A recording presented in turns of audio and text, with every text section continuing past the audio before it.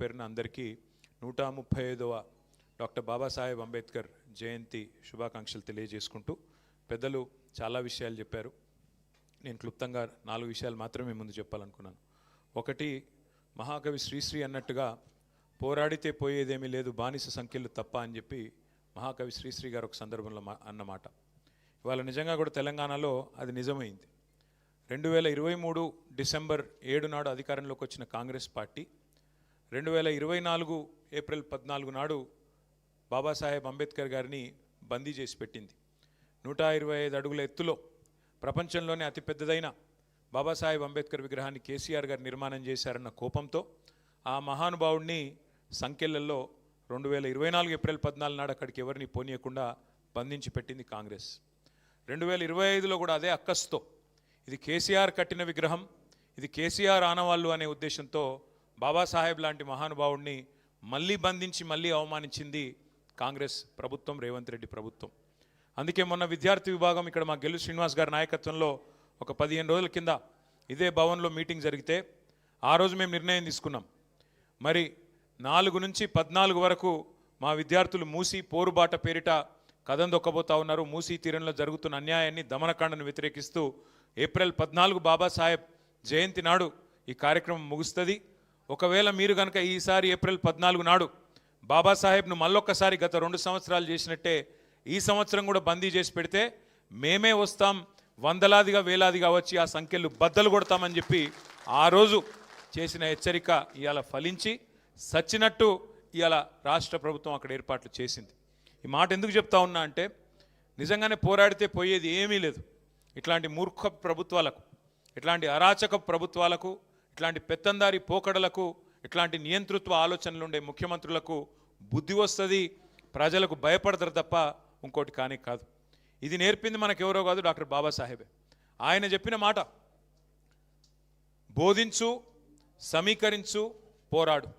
కేసీఆర్ గారు అదే ఆలోచన విధానంతో అదే అంబేద్కర్ తత్వాన్ని జీర్ణం చేసుకొని లక్షల సంఖ్యలో ప్రజల్ని సమీకరిస్తూ తెలంగాణ రాష్ట్ర ఏర్పాటు ఆవశ్యకతను వారికి వివరిస్తూ తెలంగాణ రాష్ట్రం ఏర్పడితే ఎవరికి ఏం ప్రయోజనం వస్తుందో వివరించి చెబుతూ అడుగడుగున తెలంగాణ కోసం పోరాడుతూ చివరికి సావు నోట్లో తలబెట్టి ఆ బోధించు, సమీకరించు, పోరాడు అనే అంబేద్కర్ తత్వాన్ని పూర్తి స్థాయిలో వంట పట్టించుకొని అల్టిమేట్గా రాష్ట్రాన్ని సాధించింది అంబేద్కర్ గారి బాటలో, అంబేద్కర్ గారు రాసిన రాజ్యాంగం ఆలంబనగా. ఆర్టికల్ 3 అనేదే లేకపోతే రాజ్యాంగంలో ఇవాళ తెలంగాణ రాష్ట్రం లేదు. ఈ మాట కేసీఆర్ గారు శాసనసభ వేదికగా చెప్పారు. అంత మాత్రమే కాదు, నిజంగా అంబేద్కర్ గారు చెప్పిన ఒక గొప్ప మాట, ఒక గొప్ప ఆలోచన విధానం. విద్యనే అల్టిమేట్గా వికాసానికి, విద్యనే సమాజంలో సమానత్వానికి దారితీస్తుందనే ఒక ఆలోచన ఏదైతే ఉన్నదో దానికి అనుగుణంగా పెద్దల ఆర్ఎస్ ప్రవీణ్ గారి నాయకత్వంలో ఆనాడు వారు సెక్రటరీగా ఈశ్వర్ గారు, అదేవిధంగా కమలాకర్ గారు మంత్రులుగా, మా సత్యవతి రాథోడ్ గారు మంత్రులుగా, ఎస్సీ ఎస్టీ బీసీ మైనారిటీ మా ఉప ముఖ్యమంత్రి గారి నాయకత్వంలో ఆనాడు 1000 గురుకుల పాఠశాలలు పెట్టి దాదాపు 6.5 లక్షల మంది పిల్లలకు సంవత్సరానికి 1,20,000 రూపాయల చొప్పున వారి మీద ఖర్చు పెడుతూ వారిని ప్రపంచంతో పోటీపడే పౌరులుగా తయారు చేయాలనే సంకల్పాన్ని తీసుకున్నది కేసీఆర్ ప్రభుత్వం. ఇవాళ వాటిని కూడా సరిగ్గా నిర్వహించలేకపోతున్నది రేవంత్ రెడ్డి ప్రభుత్వం. ఆ 1000 గురుకులాల్లో ఇవాళ మరణ మృదంగం మోగుతూ ఉన్నది. 130 మంది పైచిలకు పిల్లలు ఇప్పటికి విషాహారం వల్ల, బలవన్ మరణాల వల్ల ఆత్మహత్యలు చేసుకునే ఒక దౌర్భాగ్యపు పరిస్థితి వల్ల మన తెలంగాణ రాష్ట్రంలో ఉన్న మాట నేను మీకు గుర్తు చేస్తూ ఉన్నా. అట్లాగే ఇంకొక మాట కూడా ఈ సందర్భంగా మీకు గుర్తు చేయాలి. కాంగ్రెస్ పార్టీకి ఎన్నడైనా కూడా డాక్టర్ బాబాసాహెబ్ అంబేద్కర్ గారిని రాజకీయ అవసరాల కోసం వాడుకున్న తప్ప వారికి ఎన్నడూ గౌరవం ఇవ్వలేదు కాంగ్రెస్ పార్టీ.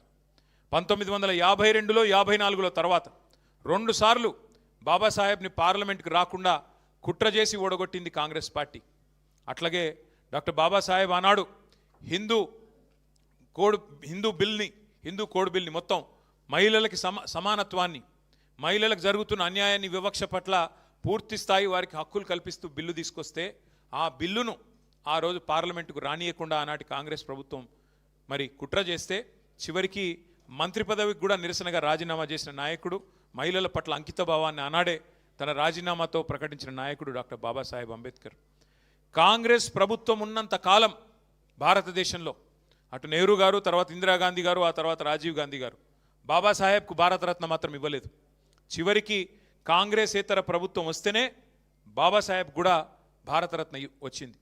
భారతరత్న చాలా దూరం, ఆఖరికి పార్లమెంట్ సెంట్రల్ హాల్లో కూడా బాబాసాహెబ్కి ఒక ఫోటో కూడా పెట్టలేదు కాంగ్రెస్ ప్రభుత్వం. అది వారికి మరి బాబాసాహెబ్ మీద ఉన్న గౌరవం. ఇవాళ మాట్లాడుతున్నారు పెద్ద పెద్ద మాటలు.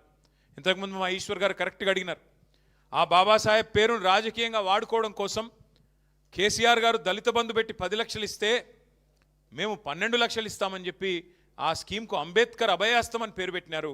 ఇవాళ ఆ మహానుభావుని మళ్ళీ ఒక్కసారి ఆ స్కీమ్ పేరు పెట్టి మళ్ళీ అవమానించి, అమలు చేయకుండా అవమానించి దళితులతో పాటుగా మరి బాబాసాహెబ్ని కూడా అవమానించింది కాంగ్రెస్ ప్రభుత్వం. ఇక మన నాయకుడు కేసీఆర్ గారు చేసింది పెద్దలంతా చెప్పినారు. 1000 గురుకుల పాఠశాలలు పెట్టడం మాత్రమే కాదు, దళిత బంధు లాంటి ఒక విప్లవాత్మకమైన కార్యక్రమాన్ని, దళితుల జీవితాలను శాశ్వతంగా మరి మార్చివేసే పథకాన్ని తీసుకొని రావడమే కాదు, ఒక విప్లవాత్మకమైన పథకం అది. దళిత బంధు లాంటి పథకం తేవాలంటే, రైతు బంధు లాంటి పథకం తేవాలి అంటే నాయకుడికి కలేజా ఉండాలి. ఆ కలేజా ఉన్న నాయకుడు మన కేసీఆర్ గారు. నార్మల్ నాయకులతో కావు ఇట్లాంటి ఆలోచనలు. అందుకే అట్లాంటి ఆలోచనతో లక్షలాది మందికి 5 ఏళ్లలోనే మరి 15-16 లక్షల కుటుంబాలకు న్యాయం చేయాలన్న ఆలోచనతో కేసీఆర్ గారు పోతే, మరి దాన్ని మించిన పథకం మేము తెస్తామని చెప్పి అంబేద్కర్ అభయహస్తం అని చెప్పి చేవెళ్లలో మల్లికార్జున్ ఖార్గే గారిని పిలిచి ఎస్సీ ఎస్టీ డిక్లరేషన్ అని చెప్పి మోసం చేసింది కాంగ్రెస్ పార్టీ. ఇవాళ రాష్ట్రంలో ఉండే ఎస్సీ ఎస్టీ సోదరులకు నేను విజ్ఞప్తి చేస్తా ఉన్నా, గుర్తు చేసుకోవాలని కోరుతా ఉన్నా. ఒక ఎస్సీ ఎస్టీ డిక్లరేషన్లో ఒకటి చెప్పలేదు మాట 12 లక్షలని, ఇంకా చాలా చెప్పినారు. ఎస్సీలకు 18% రిజర్వేషన్ చేస్తామన్నారు, ఇవాళ 16 ఉన్నది, దాన్ని 18 చేస్తామన్నారు. ఎస్టీలకు 10% ఉన్నది, రిజర్వేషన్ పెంచుతాం 12% చేస్తామన్నారు. ఇలా దాదాపు 2.5 ఏళ్ళు గడిచినా మర్చిపోయారు. ఎస్సీ ఎస్టీలకు ఇండ్లకు మిగతా వర్గాలకు 5 లక్షలు ఇస్తే ఎస్సీ ఎస్టీలకు 6 లక్షలు ఇస్తామని చెప్పారు. ఒక్కొక్క ఇల్లు కట్టుకుంటే ఇందిరమ్మ ఇంటికి 6 లక్షలు మీరు ఎస్సీ ఎస్టీ అయితే అన్నారు. ఎస్సీ ఎస్టీలకు జాగా లేకపోతే జాగా కూడా ప్రభుత్వమే ఇస్తుందని చెప్పినారు. అట్లాగే ఇంకొక మాట కూడా చెప్పారు విద్యార్థులకు, ఎస్సీ ఎస్టీ విద్యార్థులకి, బీసీ విద్యార్థులకి 10వ తరగతి పాస్ అయితే 10,000, 12వ తరగతి పాస్ అయితే 15,000, డిగ్రీ పాస్ అయితే 25,000, పీజీ పాస్ అయితే 1,00,000, పిహెచ్డి చేస్తే 5 లక్షలు ఇస్తామని చెప్పి నమ్మబలికి ఇంకా చాలా మాటలు చెప్పి ఎస్సీ ఎస్టీ డిక్లరేషన్లో కూడా కాంట్రాక్టులు 42% ఇస్తామన్నారు. బీసీలకి కాంట్రాక్టులలో 18% ఇస్తా అన్నారు. ఎస్సీలకు కాంట్రాక్టులలో, ప్రభుత్వ కాంట్రాక్టులలో, ఎస్టీలకు 12% ఇస్తామన్నారు. మొత్తం వెరసి 72% ప్రభుత్వ కాంట్రాక్టులలో బీసీ ఎస్సీ ఎస్టీలకే మేము అవకాశం ఇస్తామని చెప్పి అభయహస్తం పేరిట మేనిఫెస్టో రాసి అందులో స్పష్టంగా చెప్పింది కాంగ్రెస్ పార్టీ. ఇవాళ 2.5 సంవత్సరాలైంది. ఈ 2.5 సంవత్సరాలలో దగ్గర 1,00,00,000 కోట్ల కాంట్రాక్టులు పిలిచిండు రేవంత్ రెడ్డి. వచ్చినాయా మరి ఎస్సీ ఎస్టీ బీసీబీలకు 72% వాటా ప్రభుత్వ కాంట్రాక్టులలో వచ్చిందా? రేపో మాపో మూసీ పిలుస్తారట, మూసీ కాంట్రాక్టులు ఇస్తాడా రేవంత్ రెడ్డి? ఇస్తాడా రేవంత్ రెడ్డి 72% వాటా తెలంగాణలోని ఎస్సీ ఎస్టీ బీసీలకు చెప్పినట్టుగా? అంటే 1 కాదు 2 కాదు, ఎన్ని రకాల వంచన అంటే ఆనాడు కేసీఆర్ గారు అంబేద్కర్ ఓవర్సీస్ స్కాలర్షిప్ పేరిట 20 లక్షల రూపాయలు మన పిల్లలకి ఆనాడిస్తే, మౌలానా అబుల్ కలాం ఆజాద్ పేరిట మైనారిటీ పిల్లలకు స్కాలర్షిప్లు ఇస్తే, మహాత్మా జ్యోతిబా ఫూలే పేరిట ఓవర్సీస్ స్కాలర్షిప్లు 20 లక్షల రూపాయలు ఇస్తే, అట్లాగే స్వామి వివేకానంద పేరిట అగ్రవర్ణాల్లో ఉండే పేదలకు కూడా ఆనాడు కేసీఆర్ గారు ఓవర్సీస్ స్కాలర్షిప్ పెట్టి 7,000 మంది పిల్లల్ని విదేశాల్లో విద్యకు పంపితే ఏమన్నాడు రేవంత్ రెడ్డి గారు? ఇదంతా తక్కువ, మేము వచ్చినాక ఇంకా ఎక్కువ చేస్తాం, ఇంకా పొడుగు చేస్తామన్నాడు. ఇలా ఆ పిల్లలకు 1 రూపాయి ఇస్తలేడు. వాళ్ళందరినీ ఇవాళ ఎక్కడో విదేశాల్లో వాళ్ళ విద్య మధ్యలోనే అటకాయించిపోయే విధంగా ఇవాళ వాళ్ళందరి పూర్తి స్థాయిలో అన్యాయం చేస్తూ ఉన్నది రేవంత్ రెడ్డి ప్రభుత్వం. ఇదంతా ఎందుకు గుర్తు చేస్తూ ఉన్నా అంటే, మన సోదరులు ఎవరు మాట్లాడినా ఈ మధ్యకాలంలో 6 గ్యారెంటీల గురించే మాట్లాడుతున్నారు. కానీ మనం కూడా ఖచ్చితంగా అందరినీ అలర్ట్ చేయాల్సిన అవసరం ఉంది. ఎస్సీ ఎస్టీ డిక్లరేషన్ పేరిట కాంగ్రెస్ చేసిన మోసాన్ని ఈ రాష్ట్రంలోని ప్రతి గిరిజన తాండాకు, ప్రతి గిరిజన గూడానికి, ప్రతి దళిత వాడకు, ప్రతి దళిత గ్రామానికి, ప్రతి దళిత సోదరుడికి సోదరికి తెలిసే విధంగా వాళ్ళను జాగృతం చేయాల్సిన బాధ్యత ప్రధాన ప్రతిపక్షంగా మన మీదనే ఉన్నది. బీసీల గొంతు కోసి 1,00,000 కోట్ల బడ్జెట్ అని చెప్పి మాటలు చెప్పి ఇవాళ 3 బడ్జెట్లు పెట్టినా 3 కలిపితే కూడా 20,000 కోట్లు పెట్టకుండా మరి బీసీలకు మోసం చేసిన ప్రభుత్వం కాంగ్రెస్ ప్రభుత్వం అనే మాటను ప్రతి బీసీ సోదరుడికి సోదరికి వివరించి ఒక్కొక్క గ్రామంలో అవసరమైతే మీటింగ్ పెట్టి చెప్పాల్సిన బాధ్యత మన మీద ఉంది. అయితే ఇక చాలా ఉన్నది. ఎస్టీలకు మోసం, మైనారిటీలకు మోసం, బీసీ సబ్ ప్లాన్ అన్నారు, మైనారిటీ సబ్ ప్లాన్ అన్నారు, ఇంకా 420 హామీలు ఇచ్చినారు. ఈ అన్నిటి విషయంలో తప్పకుండా మనం ఏప్రిల్ 27 తర్వాత, ఏప్రిల్ 27 నాడు మన పార్టీ ఆవిర్భావ దినోత్సవం ఉన్నది. ఏప్రిల్ 20 నాడు మన నాయకుడు కేసీఆర్ గారు జగిత్యాలలో జరిగే బహిరంగ సభకు హాజరు కాబోతా ఉన్నారు.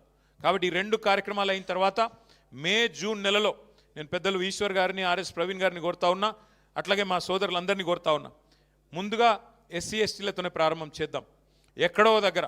అట్లాగే ఆ డిక్లరేషన్లు వీళ్ళు ప్రకటించిన రోజు కూడా మనం తప్పకుండా ప్రజలకు గుర్తు చేయాల్సిన అవసరం ఉంది.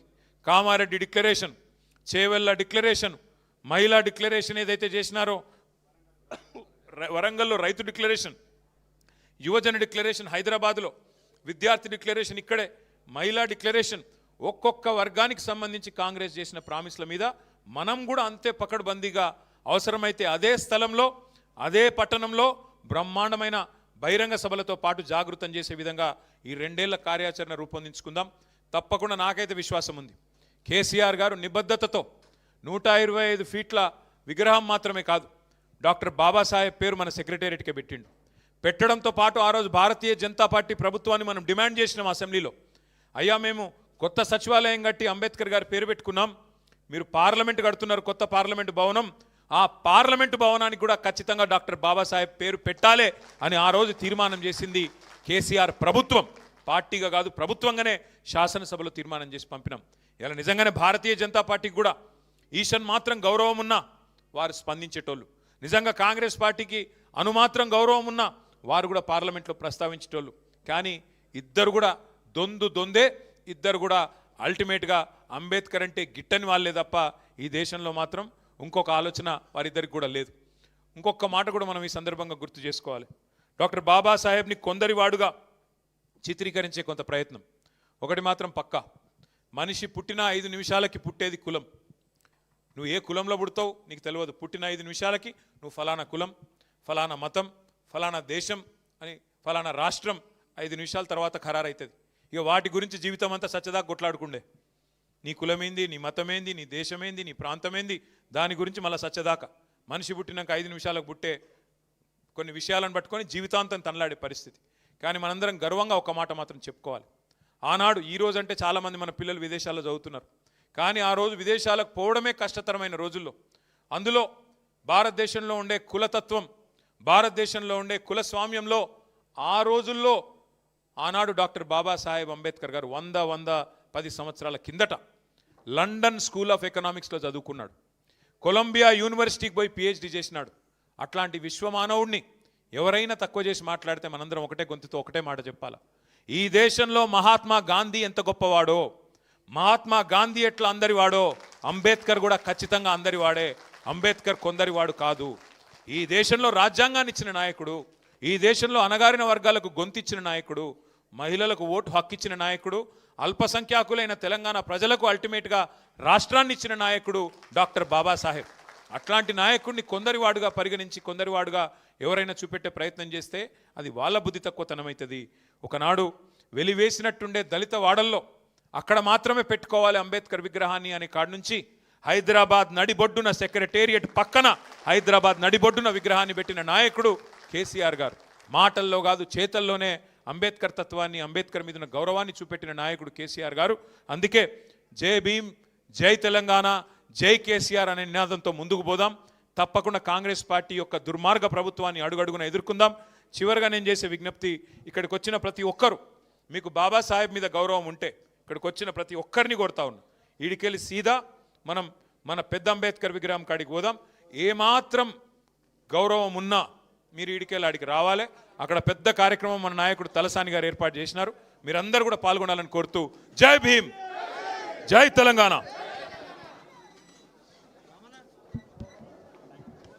థ్యాంక్ యూ అన్న, థ్యాంక్ యూ వెరీ మచ్. అందరినీ ఉద్దేశించి అద్భుతంగా ప్రసంగించినటువంటి కేటీఆర్ గారికి, అదేవిధంగా శాసన సభ్యులకు, శాసన మండలి సభ్యులకు, గౌరవ పెద్దలందరికీ కూడా, వచ్చినటువంటి బీఆర్ఎస్ పార్టీ కార్యకర్తలందరికీ కూడా పేరు పేరున ధన్యవాదాలు తెలియజేస్తూ మనం అందరం కూడా 125 అడుగుల విగ్రహానికి అందరం పెద్ద ఎత్తున రామన్న వెంబడి వెళ్ళాల్సిందిగా. జై తెలంగాణ.